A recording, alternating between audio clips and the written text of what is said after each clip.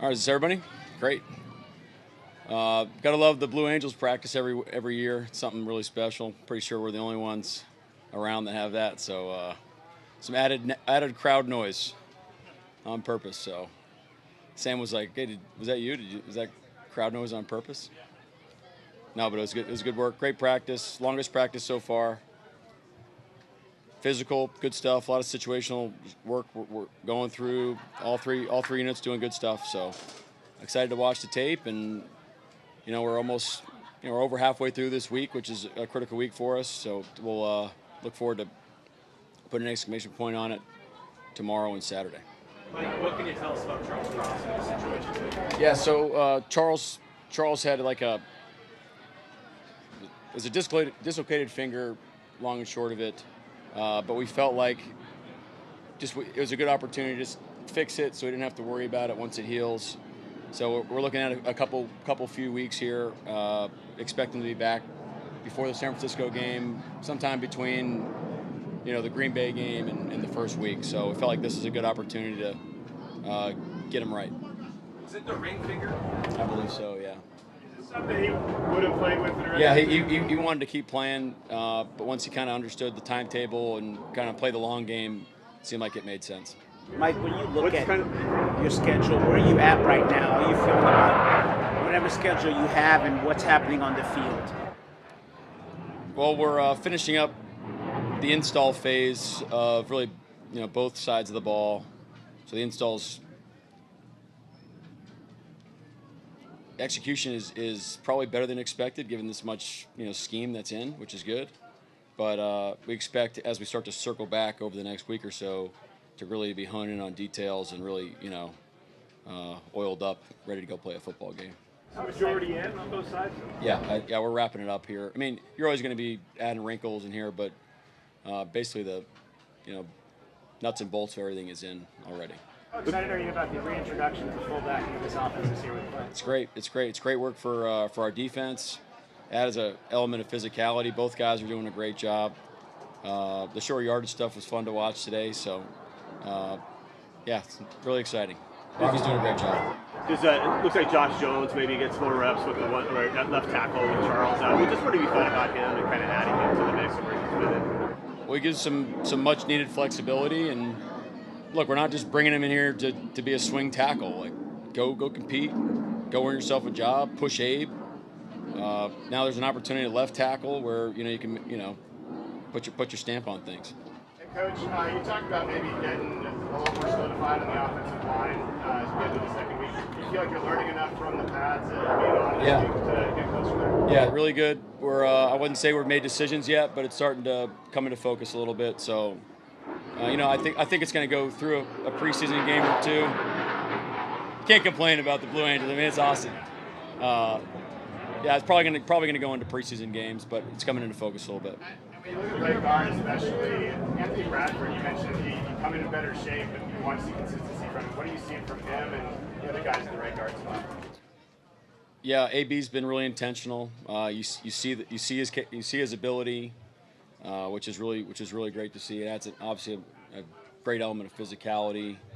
But you're right. I mean, those are the things that he knows he needs to work on, and he has been working on them. Christian's right in there, and then Jalen's doing a great job too. So we got to get that figured out pretty soon. What have you seen from Byron Murphy's second year so far, and what do you expect in this second year? Well, I think the thing about Byron that we have to remember was this guy was having a tremendous training camp last year, and then going into I think it was might have been the Miami or the New England game is when he got when he got hurt again, and that's a tough thing to come back through, and play at a high level at the end of your rookie year. So still played at a high level, I thought, throughout the season, but you felt at kind of a different level that he's able to get to, and that's what gave us confidence of what he can become, and I think he's doing that again, and probably even to another level. Being here in the off season, I think was really helpful for him. I think he'd say that, and then I think it's evident how hard he worked this summer, coming back in really good shape, and he's really becoming the player that we expected him to have a vision for him. So we got to go make it happen now. But I mean, there's some times where if you leave this guy singled in the run game or pass game, he's been winning those battles. So it's been really good to see. Another highlight play for Nicky Namori. Just what are you seeing out of him, a week in his first training camp? Yeah, we keep giving him stuff, and he just keeps executing. And you have to be careful that you don't take the playmaker out of the player. So that's something that is kind of on my mind. But he just keeps learning and keeps executing and keeps making plays. He's got great enthusiasm, and anytime you got a coaching point for him, he's very receptive towards it. And we've said this kind of ad nauseum here, but he's just a really, really fun player to coach. And the vets in the room are doing a great job with him too. Julian, Kobe, those guys. It's a good group. When you say not taking the playmaker out of the ball, does that mean not overloading him to the point where he can't play fast? Yeah, a guy like me, you got to tell me exactly what to do all the time for me to operate. For a guy like him, you got to let him go play. Give him the intent of the play, kind of commander's intent type of an idea, and then let him go come to life. Mike Macdonald getting reps now at tackle, making the switch over. How have you seen him progress so far this year after getting his feet wet last year playing in the system? Well, we're fortunate last year with these rookies that we kind of put them in the fire that had to play for us, and we won games with them, playing for us. So take it to the next level. We brought in Josh to be a swing tackle, compete with him. Same opportunity that Josh has right now with Charles being out for a period of time. Charles is a tremendous player, but we do have a standard of how we want to play, and when he's in there, let's rock and roll. This is the first time we've seen him, so I'm eager to watch the tape and see how he did. Anthony Bell seems to fit your profile for a safety. What are you seeing out of the pass rush? He's a really physical player, plays fast, decisive, great attitude about him, great spirit. He's got a playmaking ability that a lot of guys on our defense have, which is really cool. I wish you could take credit for it as a coach, but it's just I think it's one of those things like ball finds energy. You play the right way, you play fast, you run to the ball, you make decisive decisions in real time. It seems like the ball kind of comes your way. So, and I think the most value you're going to see from him is this guy is a tremendous special teams player, has a leadership capability to him, and has really command of our punt team right now. Personnel side surprised he became available? The experience he had? I don't know. No one told me if they were surprised or not. What do you think of Jalen? Yeah, look, this is the type of mentality we have in practice, which is really cool. It's just a great arc to today. It's just there's a couple plays early. Look, we were throwing a lot at him schematically on defense. But it's good for him to kind of get trial by fire on some of those situational things, and we'll learn from those early in practice. But be able to come back in a critical 2-minute situation and basically win the game for the offense by making two really great plays, and then operating. That's not an easy operation right there at the end to manipulate the clock. Was great to see. So it just shows you can rebound. The poise was awesome to see. So we ended practice the right way. Are you working on the kind of package plays that you might have for him when the season comes, or is it more about learning the base offense, or are they one and the same? Yeah, we really haven't looked into exclusively how we're going to use him yet. Right now he's training at quarterback. There's plays that he can do that probably we're not going to run with Sam or Drew that are in the installs up to this point. But right now we're finishing up the install phase of basically our offensive operation. And with that said, have you been able to really feel the speed and athleticism that you have? Yeah. Tell me how you felt it on that 2-minute. That's pretty cool. You mentioned on the radio Stephen Hauschka doing some work with you guys. Can you just elaborate? Him and Mike Gervais. Yeah, exactly what it is. They just two guys.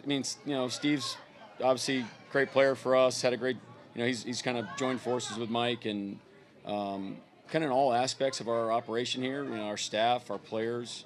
Me personally, just doing a lot of work with them on messaging and getting it streamlined and really just trying to create the alignment within the building. And there's just kind of this nexus point of everything to come together. And so it's been a tremendous asset for us. We got some great ideas that we want to be able to come to life over time, which we're not going to talk about those right now, but it's exciting over the next certain amount of time to, I think that talking about chasing edges, really helping our franchise kind of, push the envelope. Days ago, you said we didn't run the ball very well and kind of challenge the offense. How did you see that unit respond the last couple of years? Just what I told the team was this is how camp goes, and this is how you get good. You know, one side of the ball does some good things the next day, then the other side responds. We're not game planning each other, but it's how you execute, and then you got to who's gonna respond, who's gonna come back, and that's what we've seen over the first week of practices. Today's short yardage offense got the better of the defense for the most part, it felt like, and so partly, frankly, is just me preparing the defense the right way so we could play the right way in some of those situations. So I don't think that necessarily was put on the players, but it's great for us to know, hey, next time short yardage comes up, we got to bring our A game so we can keep sharpening each other. Mike, been a race between Jake Beats and the Blue Angels. It was. I didn't know Jake could run like that. That's pretty impressive. That was good. My money was on Keller. There was no money at stake, okay? But my mental money was on Keller.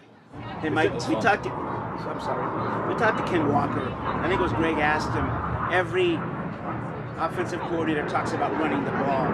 And Ken said this is the first time in practice he can see there's an intentionality and do the little things to run the ball. And can you just talk about the attention to detail you all are doing every day, every snap, to get to be a good running football team? I think you kind of answered it based off your question. I mean, but I think it's that simple. It's just, it's 1st and 10. You get an option to run or to throw it, and we're working on our run game. I mean, again, we're still working on our run install, so it's not like everything. We have to rep these plays that are getting installed, and you got to do it in this scheme. You have to get those reps of understanding movement and IDing fronts and how you pick things up on the backside and how you handle front side movement. So you can kind of play as one in that. So you need reps, and you need unscripted reps, and you need scripted reps, and you need walkthroughs. It's a lot of detail, but once you get it, it should be pretty powerful. So I think it's great that Ken feels that, and the actions are backing up the words, which is really cool. Do you feel like you got a better idea of Riley Mills and his timeline? I don't have a good feel for his timeline, but man, this guy is. You feel him in the building. His mental stamina right now for football is unlike anything I've really seen. It's really impressive. What's your goal or plan for the Saturday at Lumen? What you guys want to get done there? Oh yeah, great. So a few things going on. We're trying out a new pregame schedule, so we'll work through that.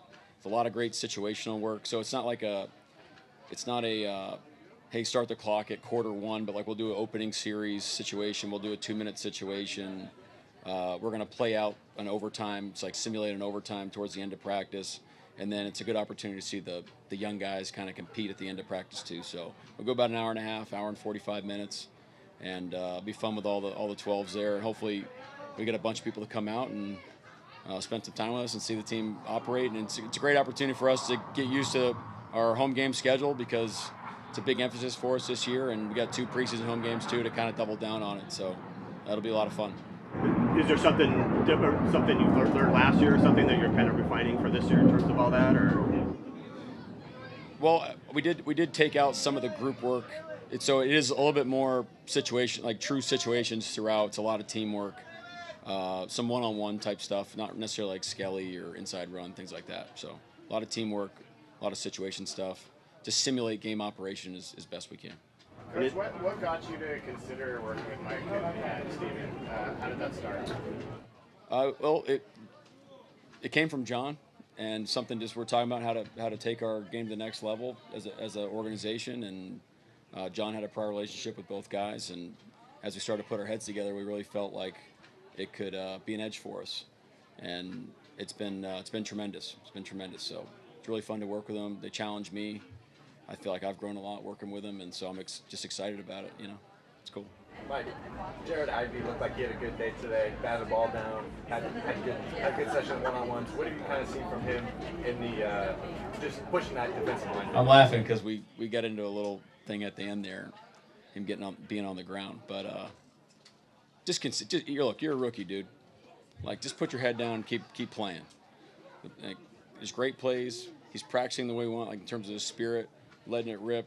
Things are going to happen. We're going to get on you because we expect, and we have a vision for you about how you want to be, and then go recalibrate and go and keep rolling. So off to a good start, but he's a rook.